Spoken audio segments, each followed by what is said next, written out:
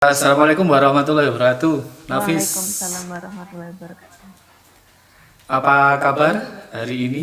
Alhamdulillah sudah stabil dan insya Allah saya merasa sudah sembuh, Pak.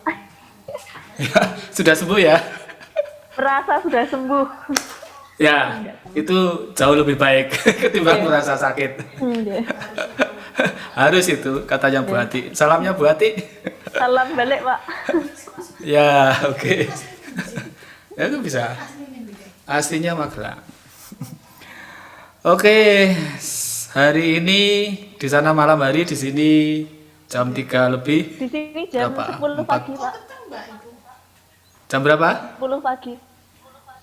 10 pagi. Nggih. Oh iya, jam sini jam 3 lebih 25 Nggih. menit. Oke, Mbak Nafisatu Wahida, Nggih. apa kabar? Tentu baik ya. Nggih. Ya, harus baik. Saya mewakili Kampus Desa Indonesia ingin berkomunikasi dengan Mbak Nafis yang berada di Jerman, yang kebetulan berdasarkan kabar yang saya dengar, Mbak Nafis terpapar atau terinfeksi virus corona COVID-19. Saya sendiri merasa terkejut mengapa ini terjadi, tetapi alhamdulillah wajahnya cerah dan bisa tersenyum, dan saya melihat wajahnya selalu semangat seperti yang kemarin. Nah, saya mewakili sahabat pembelajar kampus desa ingin berbagi pengalaman agar setiap orang yang ada di sini tidak takut atau lebay untuk menghadapi situasi pandemi ini. Nah, Mbak Nafis adalah narasumber kami yang luar biasa, yang semoga ini menjadikan salah satu bagian dari proses belajar kita. Oke, saya ingin menanya beberapa hal terkait dengan kondisi hari ini. Ketika saya membaca Anda terinfeksi positif corona, bisakah diceritakan kronologisnya Anda terpapar ini seperti apa?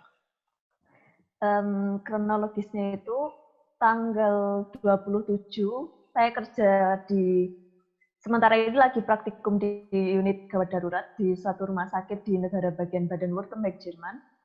Di situ kondisinya memang sudah di Jerman posisinya sudah lebih dari berapa orang ya? Sudah lebih dari 50.000 orang kayaknya waktu itu yang terpapar virus corona. 50.000 orang. Lebih waktu itu, tapi sekarang kondisinya sudah lebih dari 120.000 orang yang terpapar sekarang. Kalau waktu itu, waktu bulan Maret itu masih setengahnya kalau nggak salah. Kemudian rumah sakit saya itu punya dua bangunan di dua kota yang berbeda. Bangunan yang Ya. pertama itu ditempatkan khusus untuk perawatan gawat darurat. Jadi rumah sakit tetap berjalan normal. Dan bangunan yang satunya di kota yang lain itu digunakan menjadi rumah sakit pusat corona.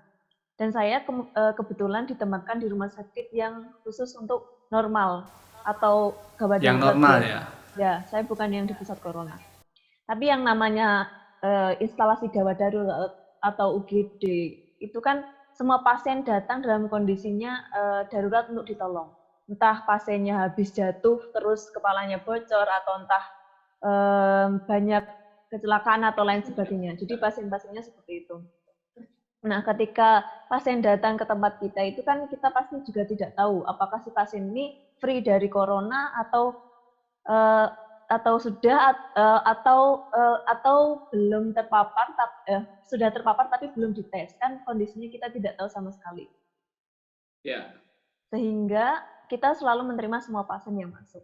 Nah, kebetulan waktu itu tanggal 27 Maret, kolega saya bilang kalau kita hari ini melakukan tes bersama karena ada dokter yang kemarin terindikasi positif corona dan kemudian terkonfirmasi positif.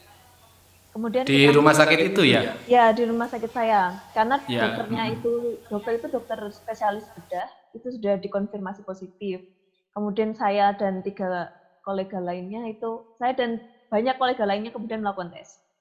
Kemudian dari kami 3 itu positif. Itu Ya. hasilnya keluar tanggal 30. Jadi tanggal 27 itu Jumat, tanggal 30-nya itu hari Senin. Nah, di situ Kemudian sejak saat itu saya disuruh pulang untuk melakukan karantina mandiri. Selama tidak ada gejala yang mengkhawatirkan. Contohnya kalau yang sudah tingkat mengkhawatirkan ketika mungkin demamnya sudah di atas 38 atau sudah sangat tinggi. Kalau normalnya kan masih demam paling rendah itu 37,5 derajat. Kalau sudah di atas itu yang lebih lagi mungkin sampai 40 atau berapa itu sudah kondisinya sangat mengkhawatirkan.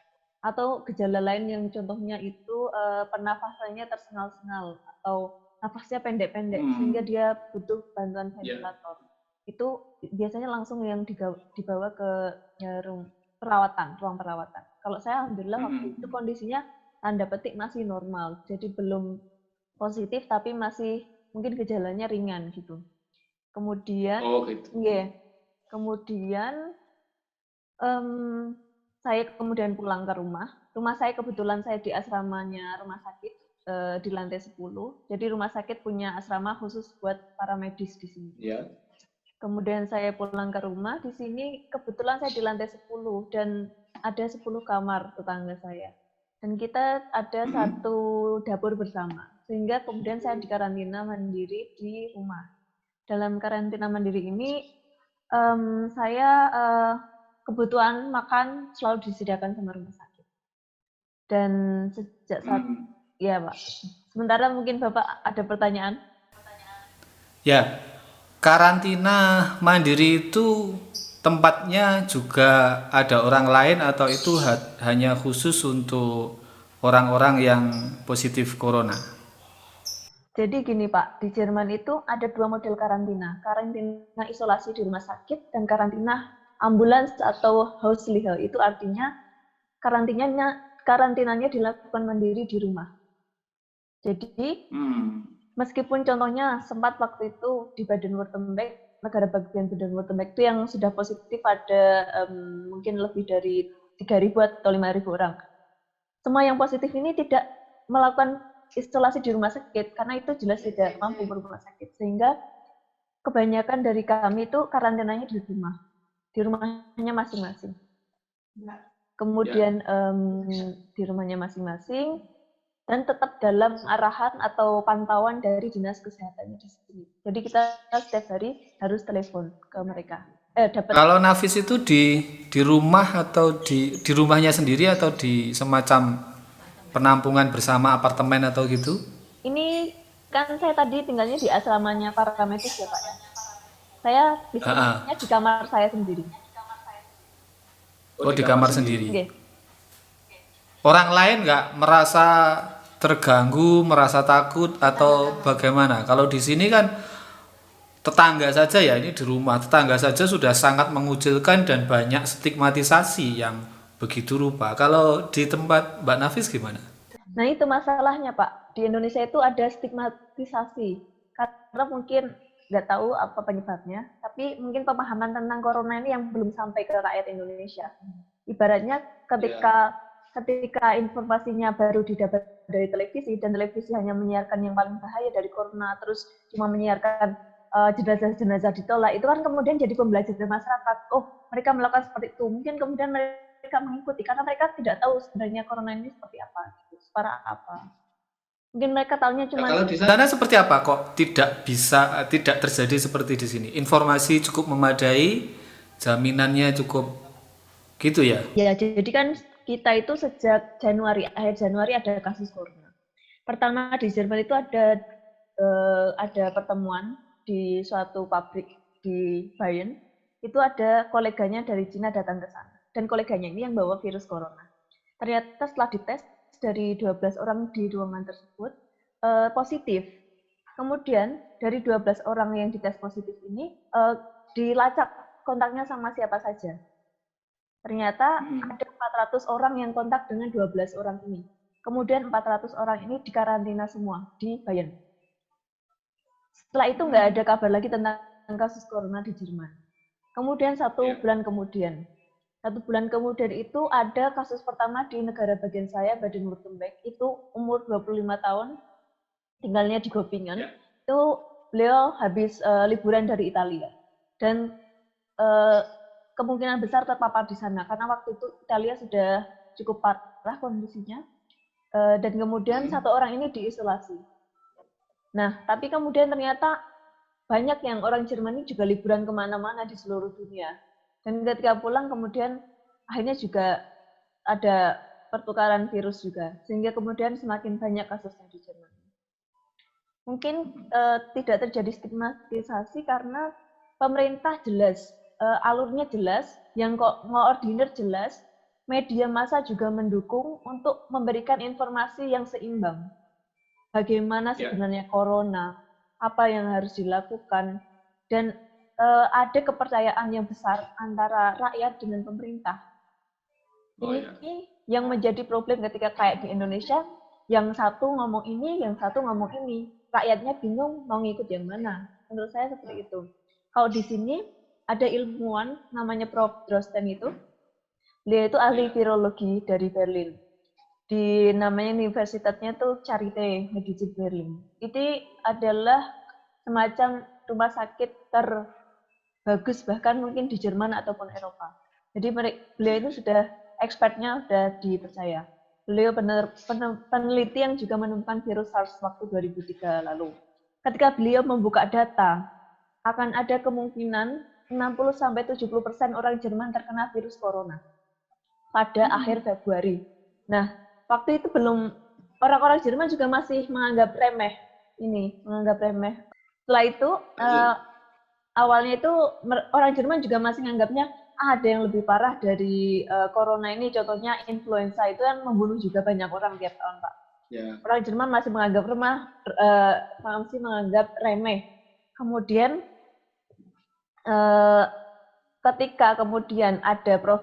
Drosten itu yang bilang kalau 60-70% orang Jerman akan kena, pemerintah pun kemudian juga sudah mulai menyiapkan alangkah apa saja nih nanti kalau yang terjadi demikian gitu kan. Apalagi piramida penduduknya di Jerman itu kan juga banyak orang-orang tua. Usianya banyak juga yang 80-100 tahunan dan itu sangat riskan dengan virus ini.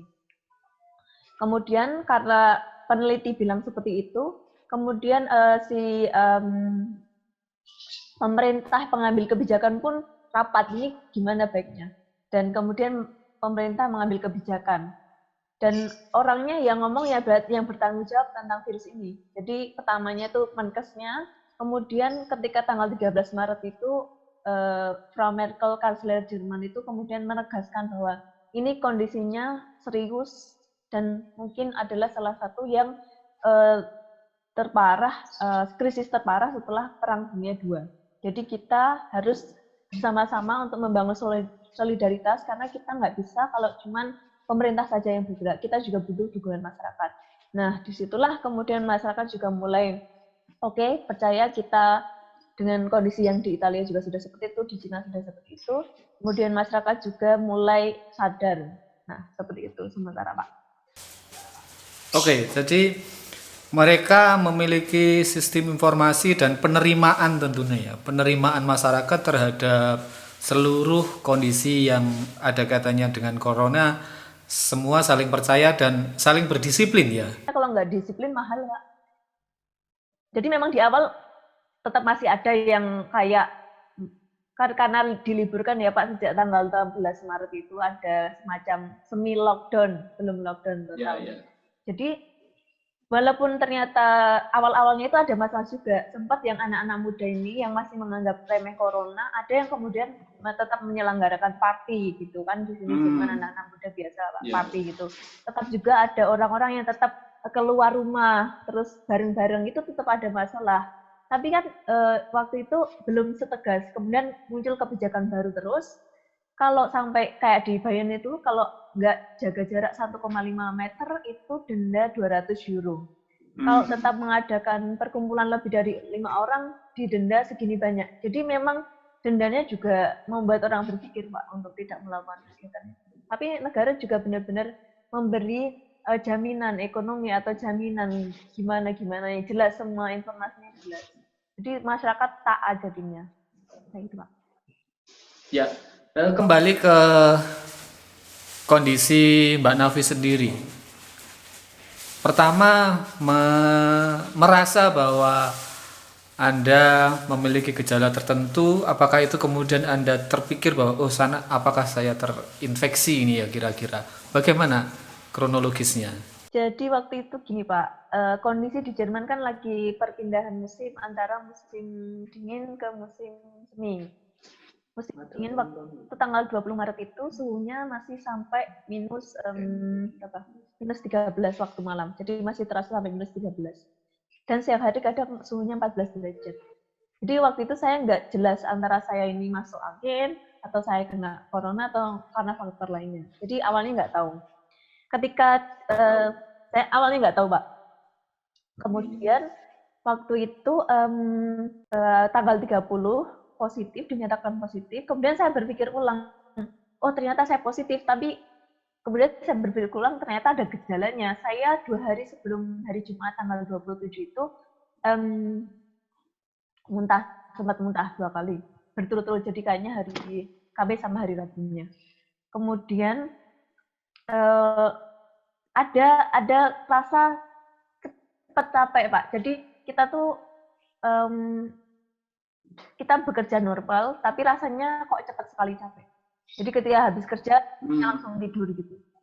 Karena padahal itu kerjaan normal itu Pak. Jadi kayak ada yang aneh gitu. Entah karena perpindahan musim atau entah karena corona ini. Dan ternyata mungkin salah satunya juga karena corona. Terus ada juga karena mungkin juga itu ada saya sempat hidungnya tersumbat itu sempat juga karena kan ya maksudnya juga tidak jelas, terus kondisi badannya kurang stabil mungkin seperti itu. Terus sempat demam tapi nggak sampai tinggi sekali, mungkin masih 37-38 mungkin Pak. 3738. Iya. Ketika masuk ke diagnosis positif corona, bagaimana perasaannya? Kalau di sini kan situasinya sangat lebay banget gitu loh. Apakah secara psikologis Mbak Nafis kemudian menjadi ya biasa-biasa saja karena mungkin situasi di lingkungannya juga tidak mendramatisir sedemikian rupa. Nah, bagaimana? Apakah itu sedemikian apa ya, menakutkan atau biasa-biasa saja atau ada hal-hal positif? Jadi memang sejak akhir Maret itu ada dokter, ada kolega-kolega itu kan selalu membicarakan tentang corona ini. Sejak awal tuh kita anggapnya corona ini hal yang enteng dalam tanda petik. Kemudian kita ada dokter juga yang bilang mungkin kita sudah terpapar corona cuman nggak ngerasa, itu juga bisa jadi. Terus waktu itu saya sempat apa namanya, ada pasien yang bilang ke kita, Mbok saya dites corona karena saya ini tentara, saya banyak berurusan dengan orang asing, saya takutnya saya juga punya corona. Tapi waktu itu rumah sakit belum siap untuk mengetes corona pasien. Kemudian saya juga sempat kepikiran itu karena saya banyak bersinggungan dengan pasien ini. Sampai saya ke bawah mimpi, Pak.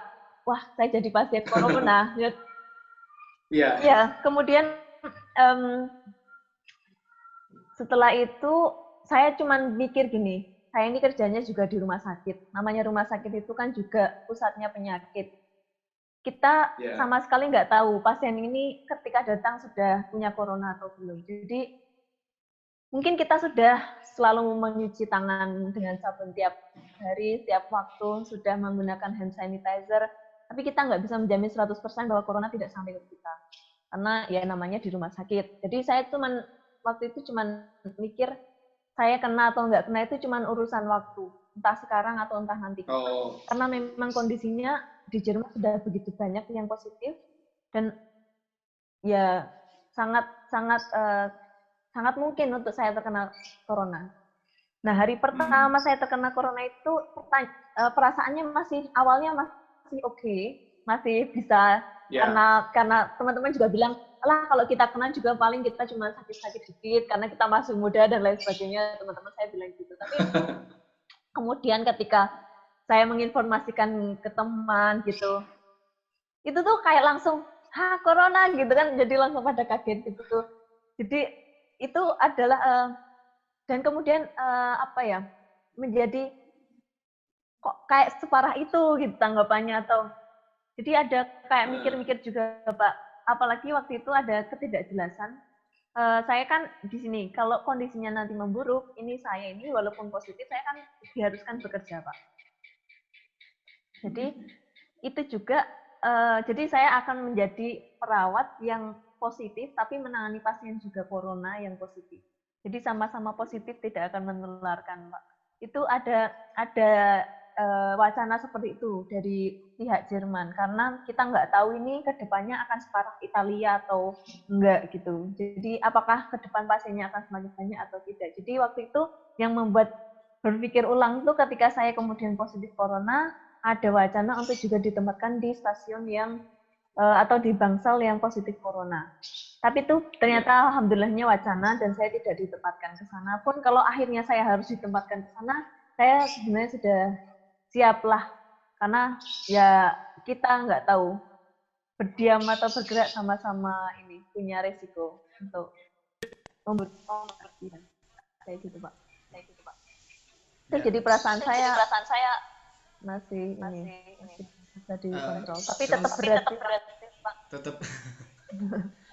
Tapi sekarang gimana? Karena sudah bagus ya kondisinya sekarang. Sekarang alhamdulillah udah bagus, Pak. Apa namanya? 1 minggu pertama itu yang kerasa agak capek, sering capek gitu-gitu. Tapi setelah itu 1 minggu kedua itu udah mulai normal, nggak terlalu berat gejalanya. Ya, seperti itu, Pak. Kalau penanganan medisnya seperti apa kalau di sana? Jadi memang ada 2 macam, Pak. Kalau yang dirawat di bangsal yang corona jelas berbeda dengan yang dirawat semacam saya. Kayak saya kan mandiri di rumah. Kalau yang mandiri di rumah ini kita kan warga yang tinggal di Jerman itu wajib memiliki Hausarzt atau dokter pribadi. Dari dokter pribadi inilah kita akan selalu dikontrol atau kita ngontrolkan diri. Kalau kita ada keluhan apa, kita langsung telepon ke si dokter ini. Jadi kita bisa tetap laporan bagaimana perkembangan kita. Kalau memburuk, kita bisa langsung panggil kayak mobilnya yang ambulans gitu untuk membawa kita ke rumah sakit. Tapi selama kondisinya masih stabil, masih nggak ada keluhan, ini masih bisa di rumah gitu, Pak. Itu ketika melaporkan datang atau lewat Lewat telepon, komunikasi Pak. online? Lewat telepon. Lewat telepon? Ya. Ya ya. Karena kita kan juga dilarang Berapa keluar. kak? Bagaimana? Kita kan dilarang keluar rumah, jadi via telepon. Oh ya. Terus obat-obatannya seperti apa? Nah, kemarin itu saya sempat butuh obat karena saya ada bronkitis juga. Nah, kemudian saya minta teman saya itu untuk ke tempat dokter pribadi saya. Dan dokter pribadi ini maksudnya adalah dokter yang dari awal mengerti kesehatan kita. Jadi dokter ini bukan cuma kita yang dirawat, kita saja yang dirawat, tapi banyak orang di situ, banyak contoh di kota ini punya dokter rujukannya langsung ke situ. Kalau ada apa-apa, teleponnya langsung ke situ. Nah, saya juga seperti itu. Saya butuh obat bronkitis waktu itu. Terus teman saya kemudian membawa apa itu Kranken Versicherung itu asuransi kesehatan saya. Kemudian dari teman saya itu yang mengambilkan ke dokternya, gitu, Pak. Selama ini berarti tidak pergi ke rumah sakit ya? Tidak. Obatnya apa? Obatnya sekali diberi obat langsung habis sampai beberapa sekali kasih obat sampai berapa lama gitu? Iya, saya langsung dapat langsung 1 pak gitu, Pak, obatnya. Tapi saya juga nggak banyak minum obat sih, Pak. Kalau kondisinya udah baik, biasanya saya langsung nggak minum lagi. Karena kalau di sini kalau kita itu corona positif, terus kita keluar rumah, itu juga dendanya sangat tinggi, Pak. Karena Berapa gitu di sana? saya kurang tahu detailnya, Pak, tapi itu karena melanggar undang-undang tentang penyebaran penyakit. Nah, itu kalau saya bandel gitu keluar, itu sudah disiapkan penjara khusus buat pasien corona yang bandel itu. Jadi nanti saya dirawatnya nggak di mandiri lagi, tapi di penjara. Karena itu melawan aturan. Gitu, Pak. Jadi nggak ada orang yang kemudian, mungkin ada kasus, tapi Ya, secara psikologis Nafis, kesiapan apa sih sebenarnya yang harus dilakukan bagi orang yang terinfeksi corona? kesiapan psikologisnya pertama adalah bagaimana kita dari kondisi diagnosa positif ini untuk belajar menenangkan diri, berpikir positif dan menerima. Karena itu merupakan fase terberat. Satu sisi karena media yang seperti itu, kemudian apalagi kalau masyarakatnya nggak mendukung kita, itu kondisinya semakin berat lagi. Jadi PR-nya itu memang psikologis sekali, masalah psikologis yang paling besar. Saya banyak baca atau banyak mendengar orang sebelumnya nggak positif, tapi merasa sakit, kemudian ke rumah sakit, malah di sana kan akhirnya ketemu orang yang positif corona, malah tertular di sana. Jadi kondisi psikologisnya ini yang masyarakat ketika nggak tenang atau masyarakat kemudian semakin imunnya jelek juga, itu kan mudah sekali tertular. Jadi psikologis di sini berperan sangat luar biasa dalam penyembuhan ataupun bagaimana bisa bertahan dari adanya virus corona ini. Ya. Ada dukungan dari teman-teman yang itu juga membantu gitu? Ada Pak, alhamdulillahnya. Jadi Seperti apa? Kan menyuplai kita, terus teman-teman saya yang dari Indonesia juga, teman-teman saya yang di Jerman juga banyak membantu. Jadi karena terus doa-doa, terus saya kan juga dipantau terus sama guru saya. Nah, guru saya itu setiap hari telepon. Setiap hari telepon dan tanya gimana kabarnya, ada gejala apa, kurang apa, semuanya itu difasilitasi. Bahkan sebelumnya itu kan saya nggak dapat, saya 3 hari pertama nggak dapat makanan dari RS, tapi saya memang udah nyetok buat 2 minggu, karena saya berpikir saya harus persiapan makanan untuk 2 minggu ke depan, karena saya nggak tahu kapan saya positif dan saya nggak bisa belanja lagi. Nah, tetap guru saya itu mencoba untuk gimana caranya biar saya mendapat makanan dari rumah sakit, dan akhirnya saya mendapat 3 kali sehari makanan dari rumah sakit. Dan guru saya ini selalu menyupport, dan itu bahkan yang ngambilkan makanan dari saya itu kepala sekolahnya dari sekolah perawat di sini. Itu kan saya sampai oh ya, sampai guru yang di Jerman maksudnya. kepala sekolah yang mengambilkan saya makan itu. Oh ya, ya. Jadi memang sudah disediakan makan dari dapur rumah sakit, tapi itu kan ada proses biar dari tempat informasi sampai ke kamar saya, itu sampai dibawa dari ke lantai 10 di kamar saya. Itu kan bikin saya juga wow, luar biasa sekali mereka melayani dalam tanda petik untuk kita yang sakit di sini. Jadi benar-benar diperhatikan walaupun saya orang asing, walaupun saya berbeda kayak gitu Pak. Jadi kemanusiaannya luar biasa sekali Pak yang saya rasakan. Ya, ya. Jadi ada banyak orang yang mendukung, termasuk orang-orang yang selama ini terhubung dengan Mbak Nafis, begitu setiap hari mensupport Mbak Nafis untuk selalu kuat dan kuat. Ini memberikan implikasi yang sangat besar bagi resilient ya, upaya untuk selalu bertahan dan move on dari kondisi itu. Mbak Nafis, terakhir ini karena waktunya sudah mepet, bagaimana pesan dari Mbak Nafis pada orang-orang Indonesia dan lebih khusus pada orang-orang yang hari ini juga mengalami kondisi yang sama, terinfeksi positif corona? Pesan terakhir apa Mbak Nafis, terutama untuk para pembelajar Kampus Desa Indonesia?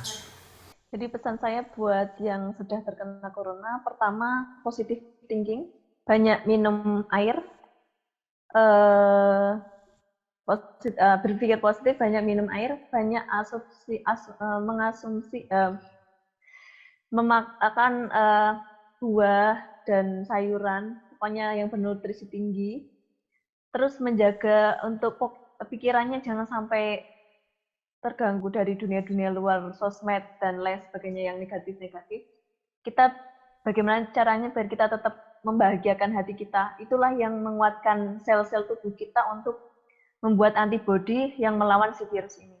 Kemudian bagi yang bagi masyarakat Indonesia, corona ini kan 80% kondisinya ringan, gejalanya ringan dan tidak separah dari yang lainnya. Tapi memang 20% itu parah. Nah, kadang mungkin media, mungkin informasi itu membawa banyak hanya yang menyiarkan yang 20% ini, yang parahnya.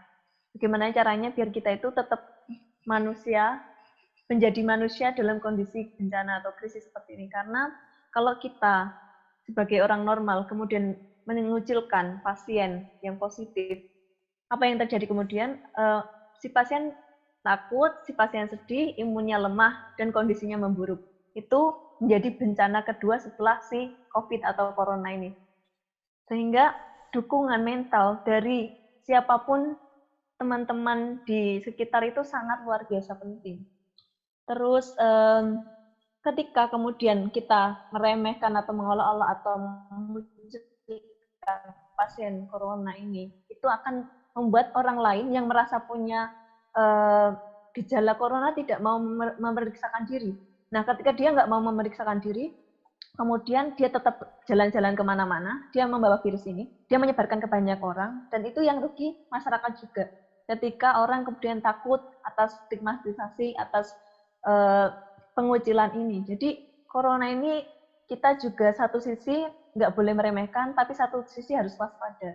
Jadi tetap pakai masker, tetap jaga jarak, tetap cuci tangan dengan sabun di air yang mengalir minimal 20 detik, dan tetap bagaimana caranya kita melindungi diri dan keluarga kita. Itu yang paling utama, paling penting. Kayak gitu, Pak. Terima kasih Mbak Nafis.